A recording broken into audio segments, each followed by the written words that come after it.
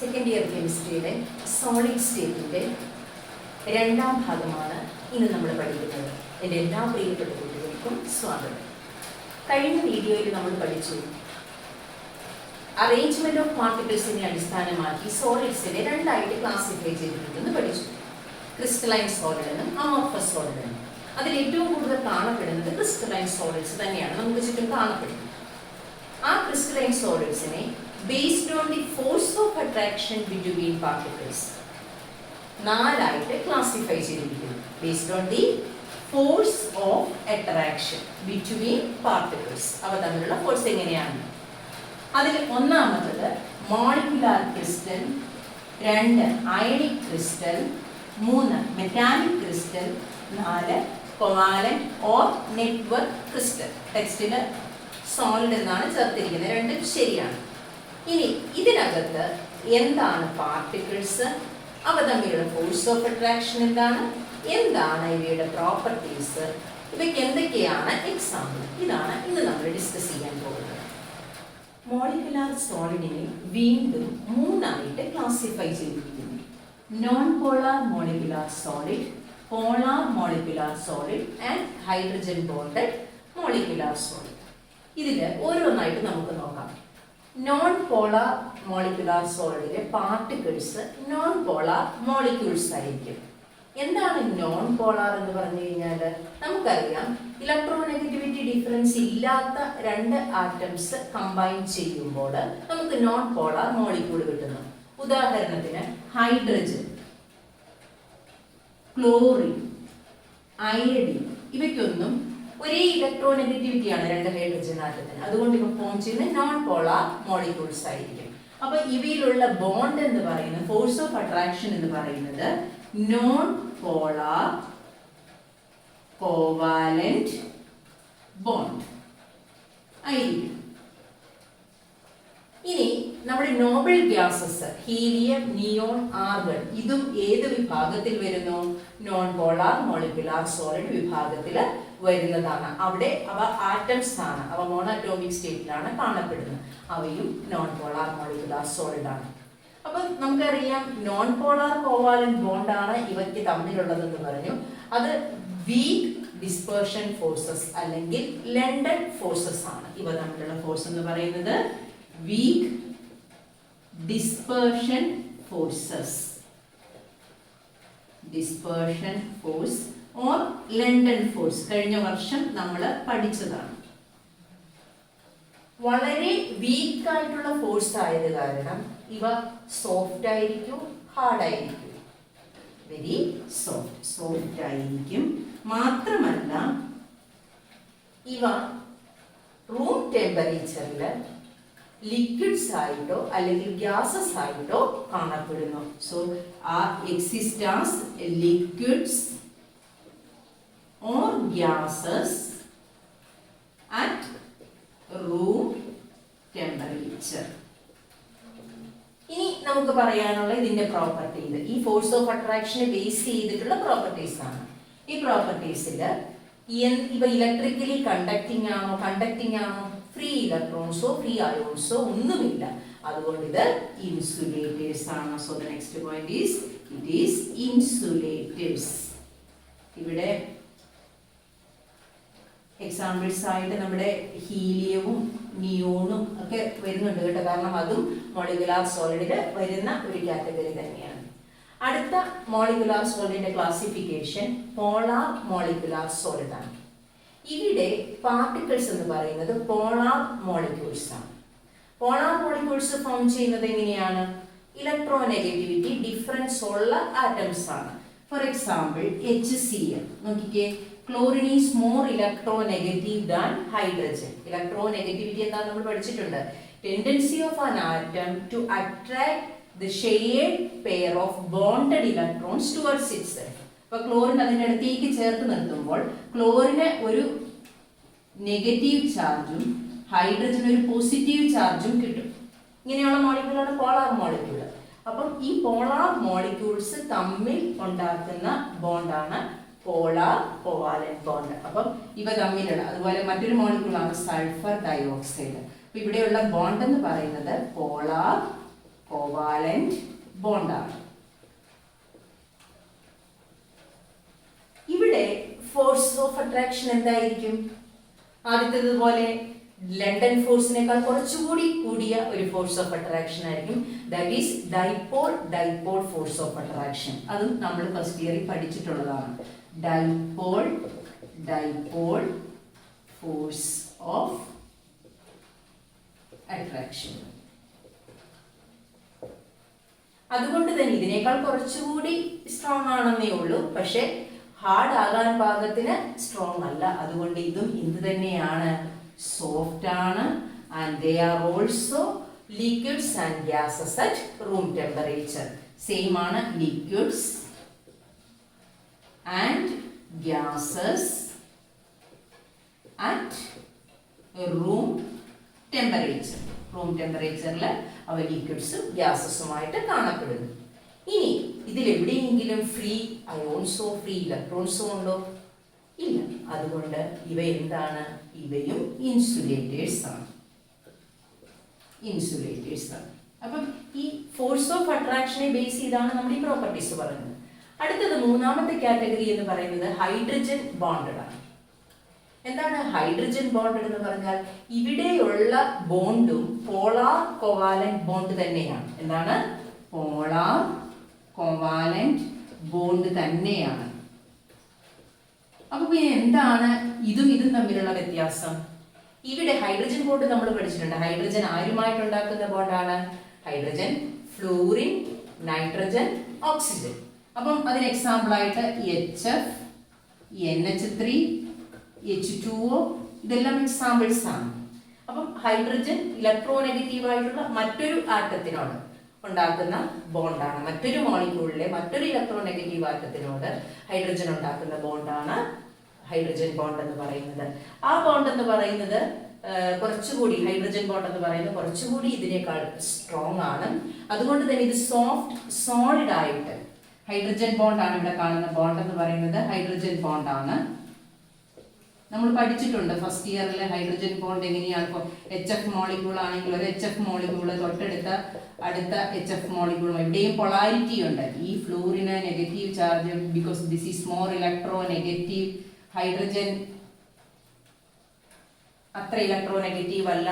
അപ്പം ഈ പോസിറ്റീവും ഇവിടുത്തെ ഈ നെഗറ്റീവ്ലി ചാർജ്ഡ് ഇലക്ട്രോ നെഗറ്റീവായ ഫ്ലൂറിനും തമ്മിലുണ്ടാക്കുന്ന ഈ ബോണ്ടാണ് ഹൈഡ്രജൻ ബോണ്ട്. അപ്പം ഇത് സോഫ്റ്റ് സോളിഡ്സ് ആയിരിക്കും. Soft solid.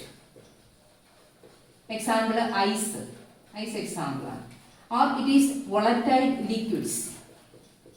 പെട്ടെന്ന് വേപ്പറൈസ് ചെയ്യുന്ന ലിക്വിഡ്സ് ആയിരിക്കും. ഇങ്ങനെ 3 ക്ലാസിഫിക്കേഷൻ ആണ് മോളിക്കുലാർ സോളിഡിന് ഉള്ളത്. അടുത്തത് അയണിക് സോളിഡ് ആണ്, മൂന്നാമത്തെ ക്ലാസിഫിക്കേഷൻ. അയണിക് സോളിഡിൽ എന്തായിരിക്കും പാർട്ടിക്കിൾസ്? പേരിൽ നിന്ന് തന്നെ നമുക്ക് മനസ്സിലാക്കാം. അവിടെ പാർട്ടിക്കിൾസ് എന്തായിരിക്കും? അയോൺസ് ആയിരിക്കും. Positive and negative ions. So the particles are ions. Example ഏതൊക്കെയാണ്? നമുക്ക് ഇഷ്ടംപോലെ എക്സാമ്പിൾ പറയാം. Sodium chloride, potassium chloride, calcium fluoride, zinc sulphide. ഇതെല്ലാം അയണിക് സോളിഡിന് എക്സാമ്പിൾ ആണ്. ആൻഡ് അയോൺസ് തമ്മിലുള്ള ഒരു പോസിറ്റീവ് അയോണും നെഗറ്റീവ് അയോണും തമ്മിലുള്ള ഫോഴ്സ് ഓഫ് അട്രാക്ഷനെ എന്തെന്നാണ് നമ്മൾ വിളിക്കുന്നത്? Coulombic force of attraction. So the force of attraction is coulombic. ഓ മറ്റൊരു പേര് കൂടി ഉണ്ടല്ലോ അതിന്, electrostatic force of attraction. Electrostatic force of attraction.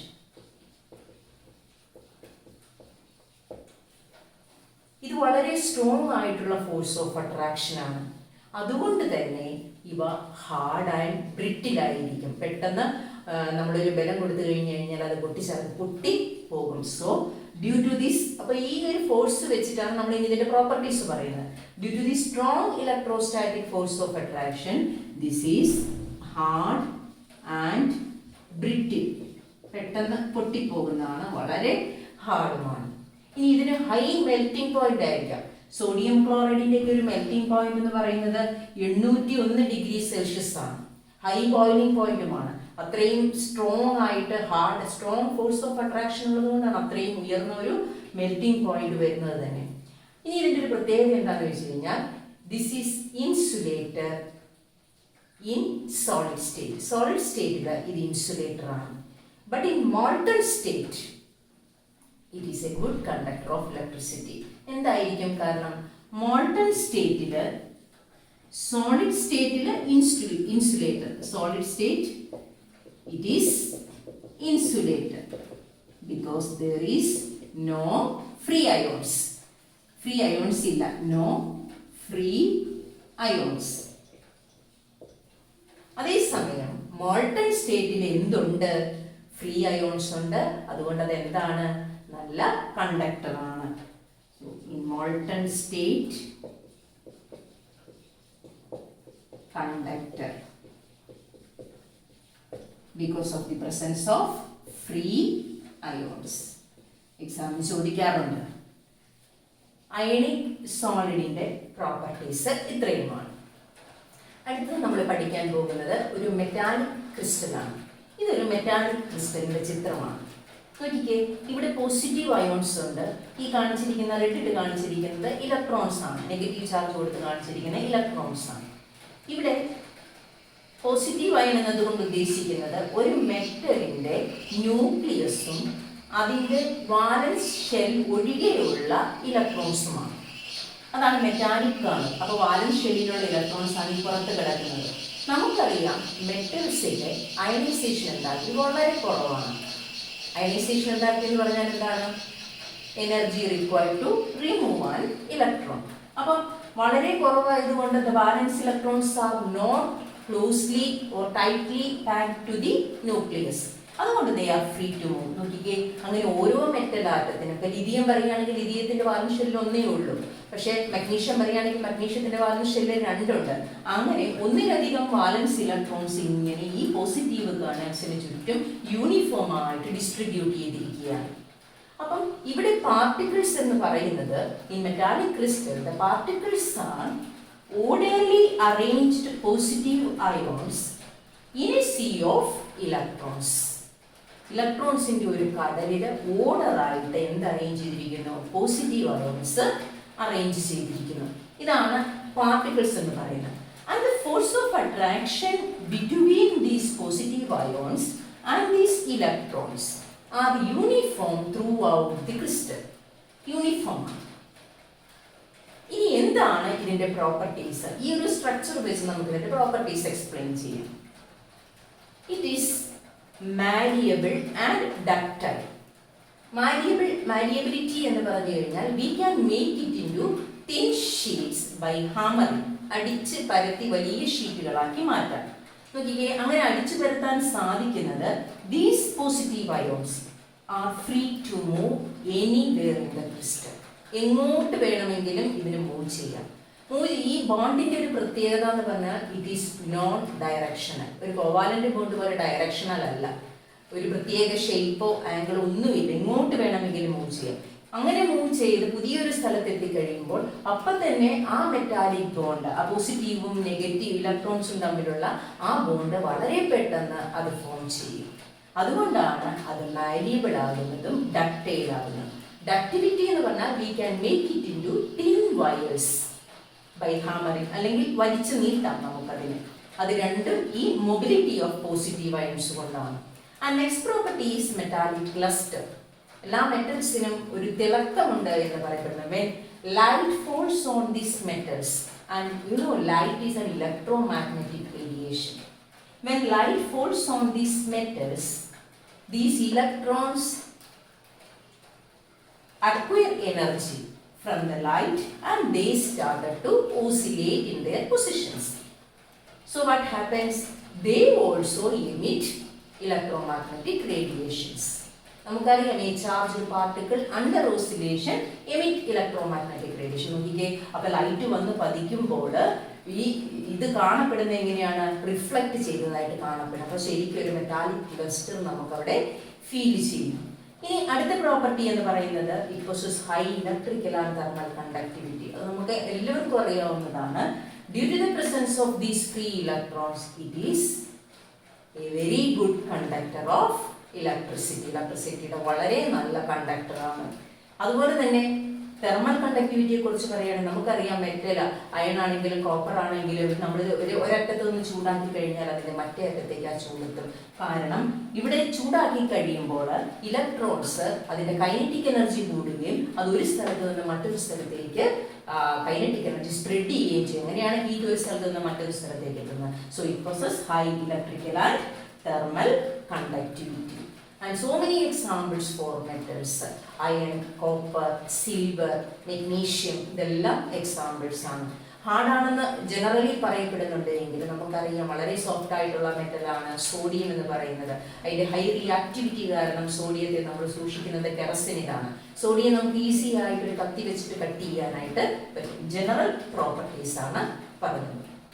The last type is covalent or network solid. സാധാരണഗതിയിൽ നോൺ മെറ്റൽസ് ആണ് ഇത്തരം ഒരു ക്രിസ്റ്റലൈൻ സോളിഡ്സ് ഫോം ചെയ്യുന്നത്.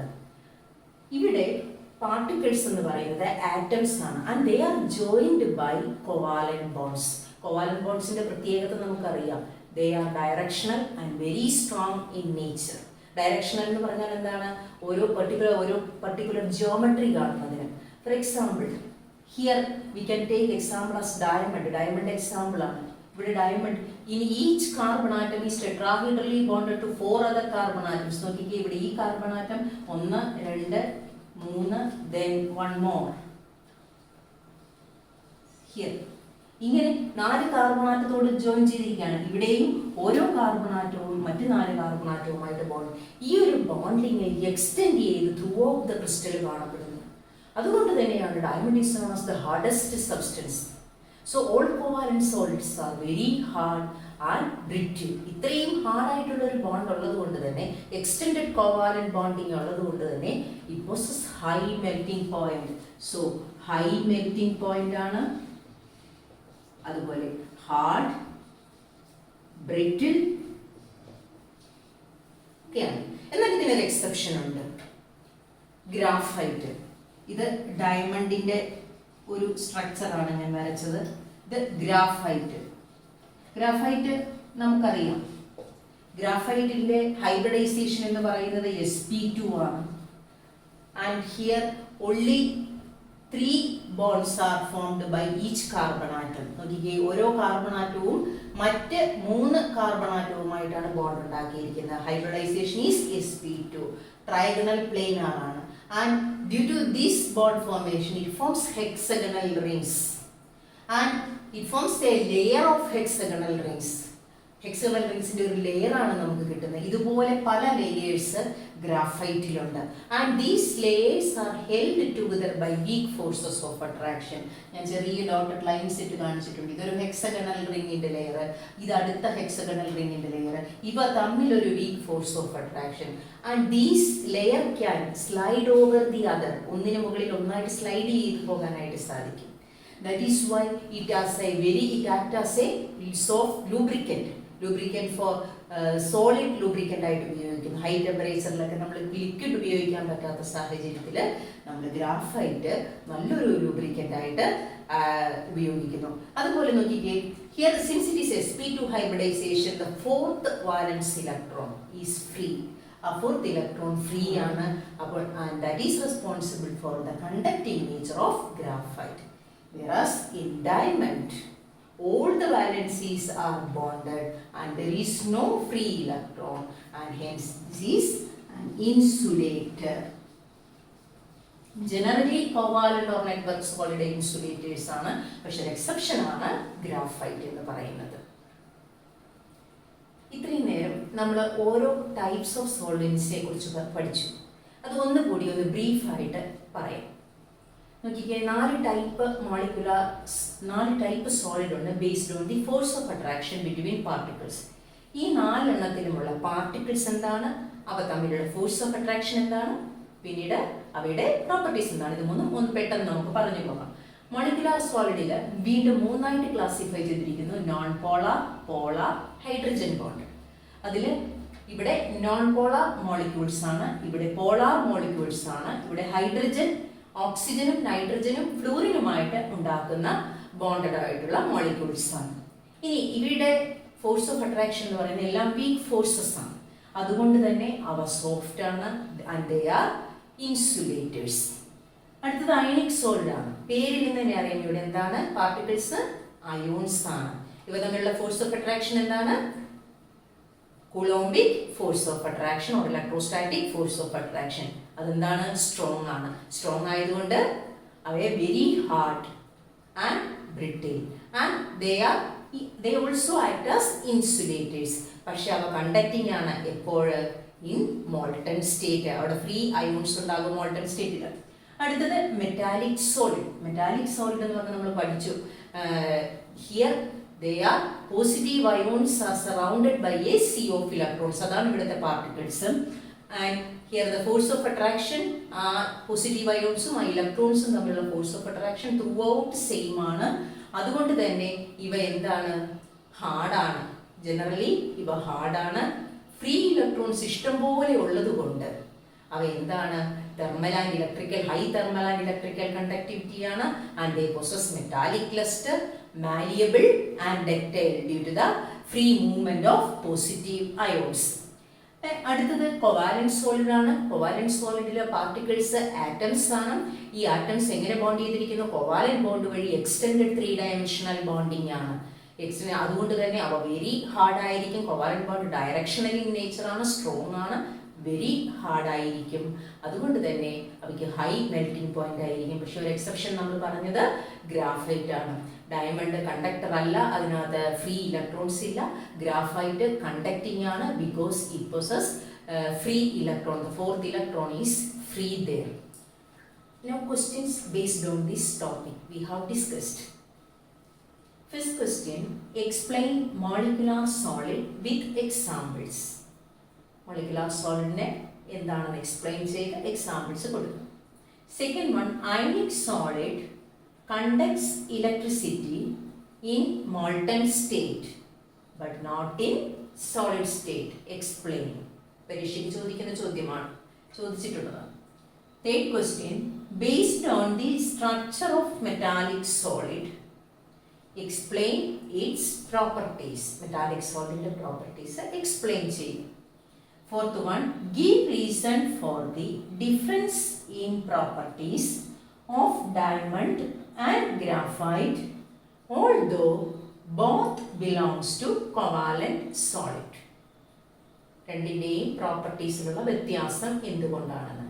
വീഡിയോ നന്നായിട്ട് ശ്രദ്ധിച്ച് കണ്ടവർക്ക് ഈ ക്വസ്റ്റ്യൻസ് എല്ലാം ആൻസർ ചെയ്യാനായിട്ട് പറ്റും.